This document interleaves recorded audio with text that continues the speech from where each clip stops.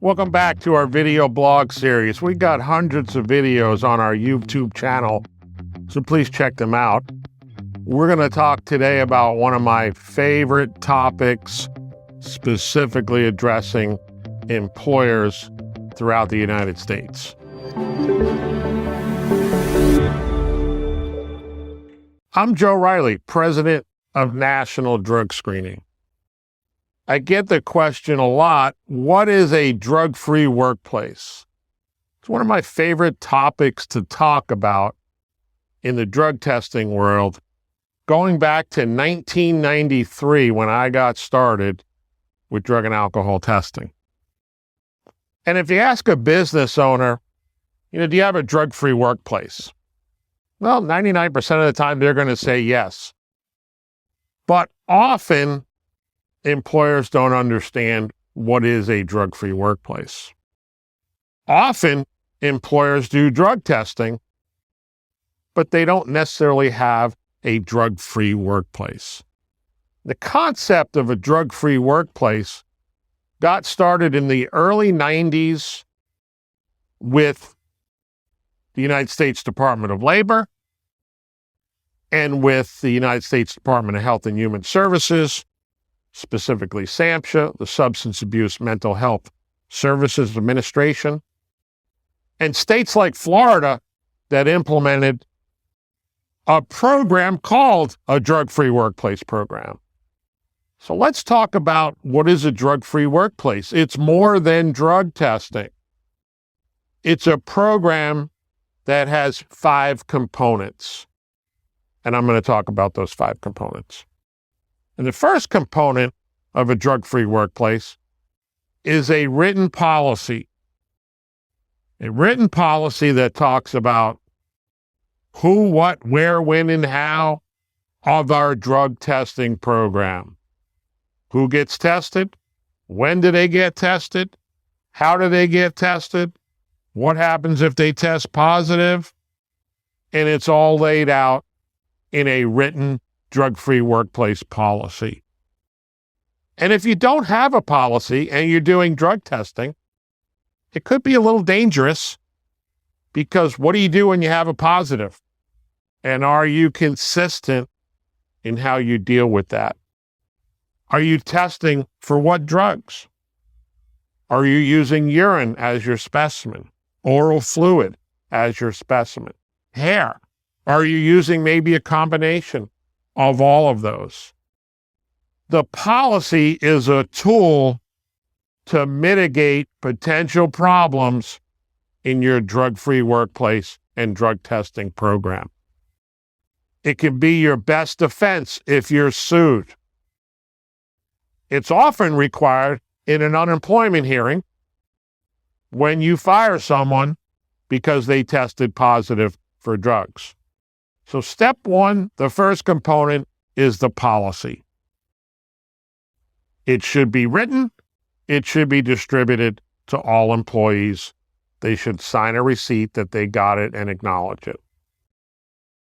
The second component is what we call employee education. So we set up a drug testing program. We set up a drug-free workplace policy. We got to tell the employees about it. We got to explain it to them. Why do we have it? And it's a good idea to talk about the harmful effects of drugs and alcohol in the workplace. Now, employee education can be a video. It could be a seminar. It could be a lunch and learn. It could be distribution of reading materials to cover the harmful effects of drugs and alcohol, and to cover what our policy states and what are the consequences if you don't follow the policy. The third component of the drug-free workplace is what's called supervisor training.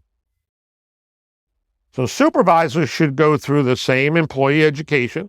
They are employees, but they should also go through a supervisor training program for reasonable suspicion, making determinations based on signs and symptoms of probable drug or alcohol use that cause us now to do a reasonable suspicion drug and alcohol test.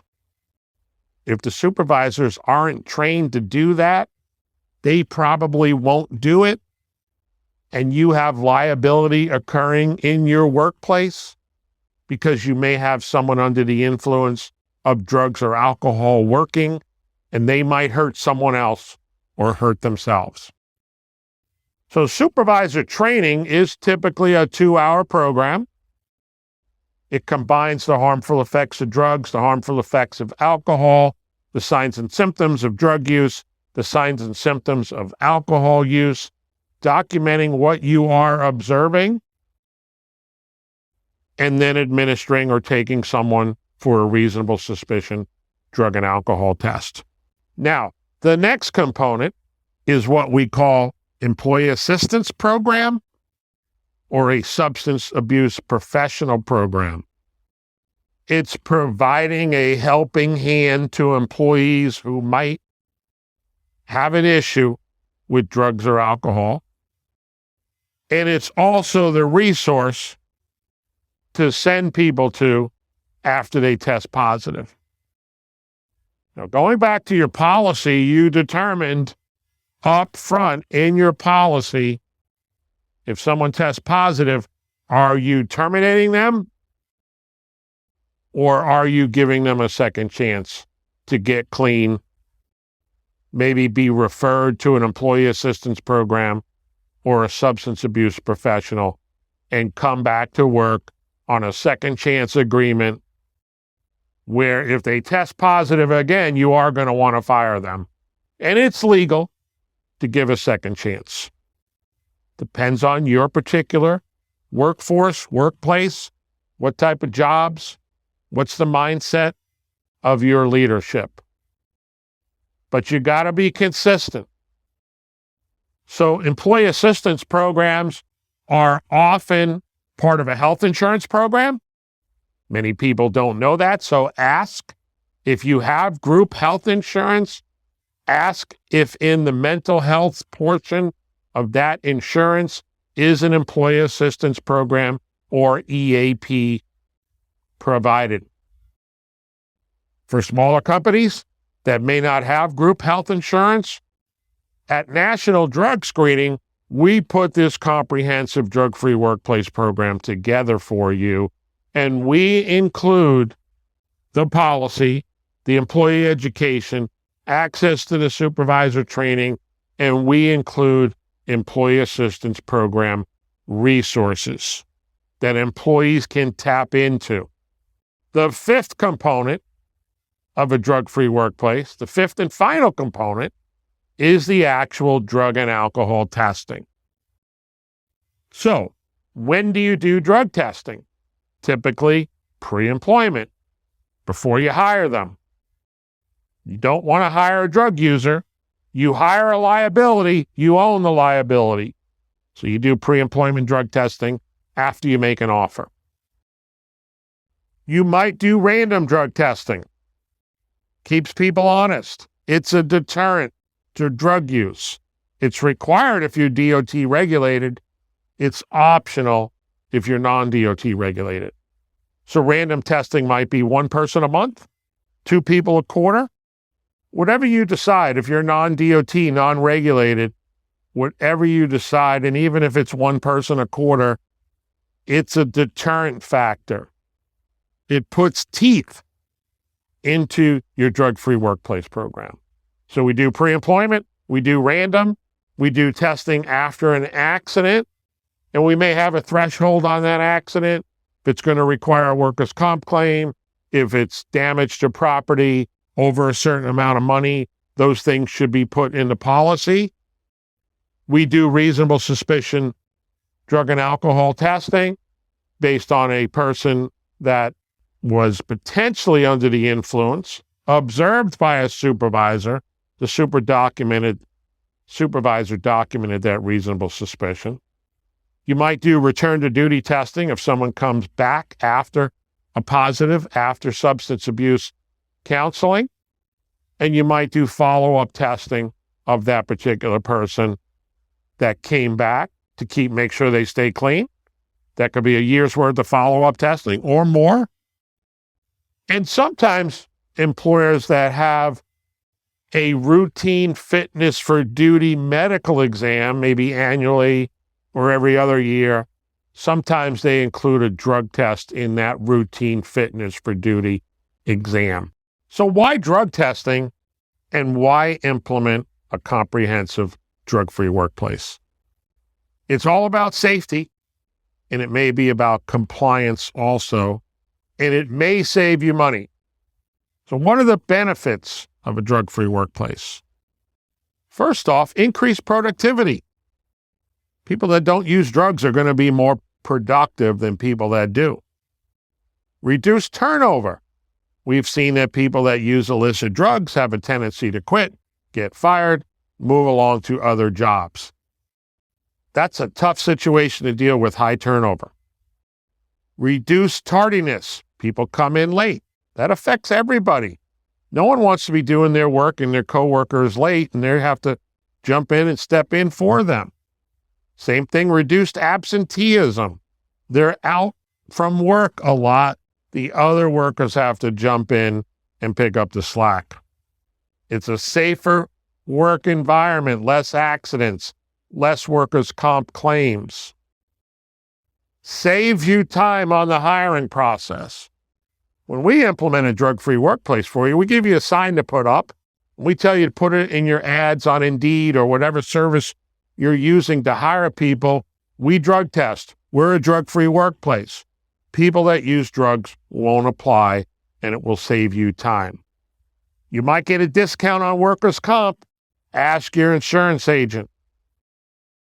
Long term, you're going to have less utilization of your group health care.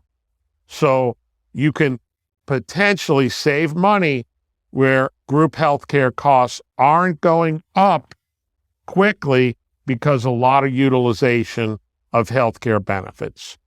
People that use illicit drugs have a tendency to have to use health care.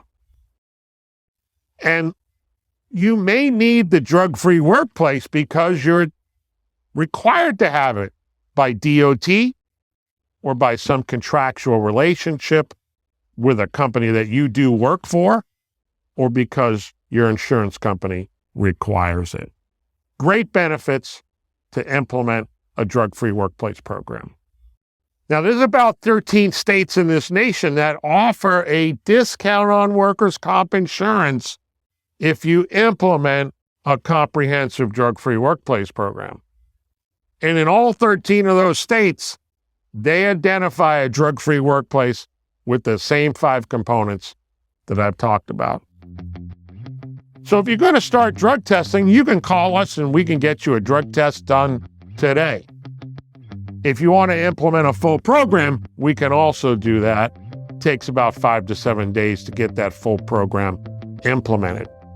You can call us, the number's on the screen.